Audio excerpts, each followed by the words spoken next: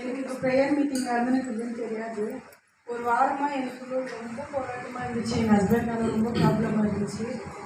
நேற்று நான் என்னை அறியாமலே சூசைட் அட்டன் பண்ணிக்கணும்னு சொல்லிட்டு ரொம்ப போராட்டம் தூக்கு போட்டுக்கிறதுக்கு போயிட்டேன், டேப்லெட் சாப்பிட்றதுக்கு போயிட்டேன், என்னென்னவோ பண்ணிவிட்டு தலை சுற்றி நின்றுட்டு நான் ஒன்றே தான் இருக்கிறேன், யாருமே இல்லை.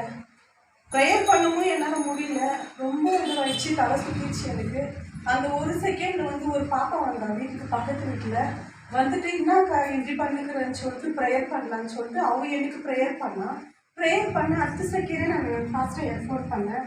ஃபோன் பண்ணிவிட்டு மாமா என்னால் ஒன்றும் முடியல, இந்த மாதிரி சத்துணம் போல இருக்குது, என்னால் உயிர் வாழவே முடியல, எதுக்காக நான் வாங்கணுன்ட்டு எனக்குள்ளே ஒரு கேள்விக்குறியாக இருந்துச்சு. அப்போ ப்ரேயர் பண்ணார், இந்த மாதிரி மீட்டிங் இருக்குது வாமான்னு சொல்லிட்டு. நேற்று வந்தேன், எனக்குள்ளே இருக்கிற அந்த போராட்டம்லாம் எடுத்து போட்டு ஆண்டோட எனக்கு ரொம்ப அந்த அபிஷேகத்தை கொடுத்து எனக்குள்ளே ஒரு விடுதலை கொடுத்தாரு. இனிமேல் யாருமே வேணாம் ஏசப்பா, நான் உமக்காக மட்டும் வாழணும். அது ஒரு முடிவெடுத்தேன். நான் இனிமேல் ஏசப்பாவுக்கு மட்டும்தான் வாழணும், எனக்கு யாருமே வேணாம் ஏசப்பா நான் சொல்லிட்டு அந்த அபிஷேகத்தினால என்னை நெருப்பி நைட்டு நல்லா தூங்கினேன். ஒரு மாதமாக நான் தூங்கவே இல்லை. எனக்குள்ளே அந்த ஒரு மைண்டாகவே இருந்துச்சு, சத்தணும் எதுக்காக வாழணும், வேண்டாம் அந்த மைண்டாகவே இருந்துச்சு.